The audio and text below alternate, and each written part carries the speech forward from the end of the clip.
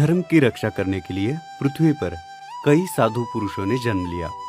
इन्हीं में से एक है शिरडी के साईं बाबा, जिन्होंने अधर्म का बिना किसी हिंसा के साथ सिर्फ नाश ही नहीं किया, बल्कि धर्म के प्रति आस्था और अनास्था रखने वाले लोगों को भी सही मार्ग पर चलना सिखाया। साईं बाबा का जन्म और उनके पूर्व जीवन के बारे में बहुत ही कम जानकारी उपलब्ध है। कुछ कथाओं के अनुसार साईं बाबा का जन्म एक ब्राह्मण परिवार में हुआ था, जिन्होंने उन्हें 5 साल की उम्र में एक फकीर को सौंप दिया। मानते हैं कि साईं बाबा 16 वर्ष की उम्र में शिरडी आए थे। वो शिरडी वालों के घर का ही हिस्सा बन चुके थे और उन्होंने वहां रहकर अपने भक्तों को कई सारे पाठ सिखाए, जैसे जो बोओगे सो मिलेगा। अगर आपको कोई दुख पहुंचाए तो कभी उसके बारे में बुरा न सोचे, हमेशा अच्छा ही सोचे। सबका मालिक एक, इत्यादि। साईं बाबा के कई सारे चमत्कार भी प्रसिद्ध है। आइए जानते हैं इन्हीं में से कुछ चमत्कारों के बारे में। कहानियों के अनुसार बाबा हमेशा संध्या के समय मंदिरों और मस्जिदों में दिए जलाया करते थे, परंतु एक दिन ऐसा आया कि बनियों ने साईं बाबा को तेल देने से मना कर दिया, क्योंकि वो साईं से पैसे नहीं मांग सकते थे और मुफ्त में तेल देना उन्हें स्वीकार नहीं था। ये बात साईं बाबा के समझ आई, परंतु उन्होंने बनियों से कुछ नहीं कहा और वो वहां से चले गए। उन्होंने उन दियों में पानी भर दिया और उन दियों को प्रज्वलित किया। पूरे गांव को बाबा के इस चमत्कार की खबर लगी।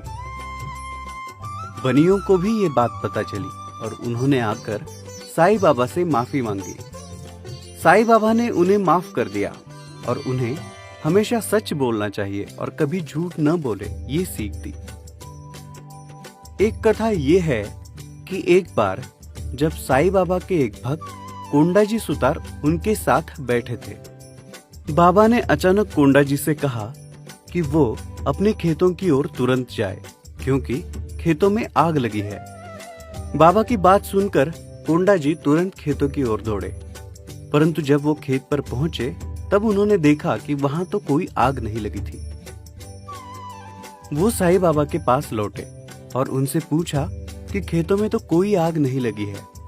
तब साईं ने कोंडाजी को फिर से आगाह किया कि जाकर ठीक से देखे।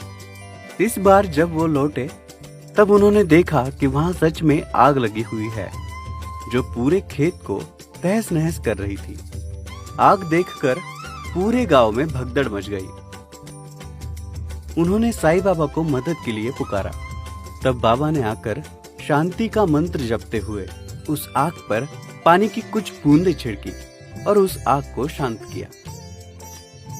एक बार राव बहादुर मोरेश्वर प्रधान अपनी पत्नी के साथ साईं बाबा के दर्शन करने शिरडी आए थे, परंतु निकलते समय तूफानी बारिश शुरू हो गई और उन्हें वहां से निकलना नामुमकिन हो गया। तब साईं बाबा ने विधाता से प्रार्थना की कि इस बारिश को रोक दे, ताकि उनके भक्त अपने घर जा सके। और चमत्कारिक रूप से उनकी इस विनती पर बारिश रुक गई। साईं बाबा के समाधि के दर्शन करने भक्त हर साल बहुत बड़ी संख्या में शिरडी आते हैं। शिरडी का मंदिर काफी प्रसिद्ध है। इस मंदिर का निर्माण नागपुर के एक श्रीमंत सेठ गोपाल राव बूटी ने सन 1915 में किया था।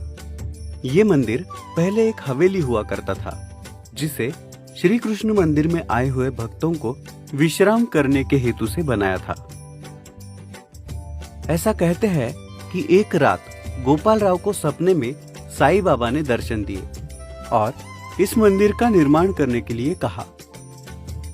इस समाधि स्थल के पास एक नीम का पेड़ है, जहां साईं बाबा बैठा करते थे और अपने भक्तों को प्रवचन दिया करते थे। कहते हैं कि इस नीम के पेड़ के पत्ते कड़वे नहीं बल्कि मीठे हैं।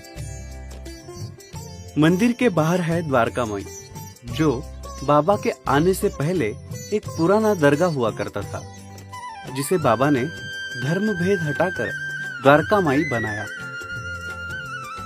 यहाँ एक पत्थर है जिस पे बाबा बैठा करते थे। इसी के साथ कुछ पात्र है जिनका इस्तेमाल बाबा किया करते थे।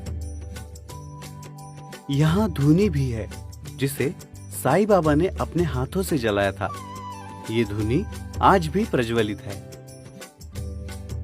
इसी द्वारका माई में साईं बाबा ने 15 अक्टूबर 1918 विजयादशमी के दिन देह त्याग किया। बाबा की जिस मूर्ति के हम दर्शन करते हैं वो 1954 में स्थापित की गई। समाधि मंदिर से कुछ ही दूरी पर साईं भक्तों के लिए रहने और भोजन की व्यवस्था की गई है। शिरडी में बसी साईं बाबा की समाधि को भक्त हर साल करोड़ों की संख्या में इस श्रद्धा और विश्वास के साथ भेंट देते हैं कि साईं उनके सारे दुख दर्द का निवारण करेंगे और उन्हें जीवन में सही मार्ग पर चलने की प्रेरणा देंगे।